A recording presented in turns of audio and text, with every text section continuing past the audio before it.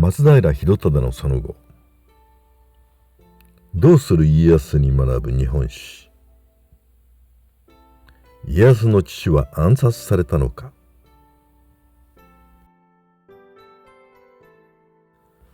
家康の父松平広忠は一説には家康の祖父松平清康と同じく若くして家臣に暗殺されたとも言われている。松平広忠の悲運な生涯を詳しく見ていこう。松平広忠は1526年大永6年安城松平氏の7代松平清康の嫡男として生まれている。松平氏は室町時代に起こった一族で室町幕府の政所執事の伊勢氏に仕えていた。やがて三代信光が西三河方面へ勢力を拡大。応仁の乱では東軍に組みして安城城を奪って松平氏の礎を築いている。家康の曽祖父である六代信忠の時に信忠の弟信貞と嫡男で家康の祖父にあたる清康の間に家督争いが起こった。その時清康はまだ13歳であったが、勇猛果敢で岡崎城を築くと山中城今橋城など周辺の城を次々に落城させて味方に引き入れていった。そして松平清康は東三河の黒人たちを従えてほぼ三河全域の統一を成し遂げるのである。1530年享禄3年三河を統一した勢いに乗って清康は尾張の織田信光が守る森山城を攻撃する。ところがこの森山城を攻撃している最中、清康は家臣の阿部正豊に背後から切りつけられて絶命する。松平清康はこの時まだ25歳であった。このため松平軍は攻撃を中止して退却を余儀なくされたことから、この事件は森山崩れと呼ばれている。そしてこの事件は松平家乗っ取りを目論む清康の叔父松平信貞の陰謀だと伝えられている。信貞は主を失った松平家の混乱に乗じ、松平家の所領をすべて奪い取り、まだ5歳の清康の嫡男広忠をも殺害しようとする。そのため家臣の阿部大蔵が広忠を救い出して伊勢の国へ逃れた。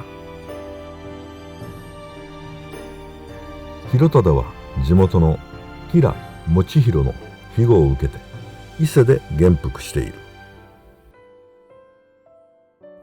ところが以弘が亡くなり、後を継いだ義康が織田氏に組みしたため、広忠は再び三河へ逃亡した。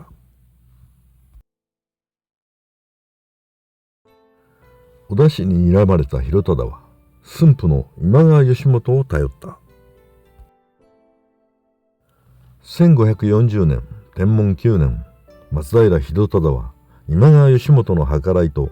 松平信孝、康隆という2人の叔父の協力を得て、15歳の時にやっと念願の岡崎城帰還を果たしている。広忠は国衆の水野忠政の娘於大の方と結婚。1543年天文11年12月26日に岡崎城で嫡男の竹千代後の徳川家康が生まれている。今川氏の協力を得て広忠は織田氏に奪われた安城城を取り戻している。だが於大の方の兄水野信元が家督を継ぐと織田氏に寝返ったために広忠はお代の方と離縁して実家の水野氏へお代の方を送り戻している。竹千代はまだ3歳の時に母と生き別れとなるのである。今川氏は広忠にさらなる恭順を求めたために、竹千代は6歳になると人質に出された。竹千代は近習の者と船で三河の田原まで送られたが、田原城城主の戸田康光が裏切り、竹千代を誘拐して織田氏へ引き渡すのである。一説にはこの時に戸田康光は竹千代を銭千貫門、現在の貨幣価値で約3億円で売り飛ばしたと言われている。織田信秀は竹千代を盾にとって松平広忠に恭順を迫った。しかし広忠はこの時、竹千代が殺されることを覚悟の上で織田氏の脅迫を拒絶している。織田信秀は腹の据わった広忠の態度に感心して、竹千代を殺さずに織田家の菩提寺である万象寺に預けている。この寺で竹千代6歳、織田信長14歳の時に2人は出会い、信長が竹千代に水泳を教えたという逸話が残されている。一方の人質を奪われた今川義元は激怒して竹千代を織田氏へ送った田原城の戸田康光を攻めて誅殺して戸田氏を滅亡させている。さらに義元が差し向けた今川軍の軍師大元節斎は織田氏の勢力を三河から一掃させている。1549年天文18年、松平広忠は突如として急死する。広忠の死因については諸説があり、三河物語や松平記には病死だと書かれている。ところが岡崎領主古記では隣国からの刺客岩松八也によって広忠は暗殺されたと記録されているのである。岡崎領主古記によれば、広忠は家臣となった岩松八也に灸を据えさせた。すると八也は灸を据えている途中に後ろから広忠を襲い、脇差しで暗殺したと記述されている。ただ岡崎領主古記には隣国が織田氏か今川氏か、それとも武田氏なのかが書かれていない。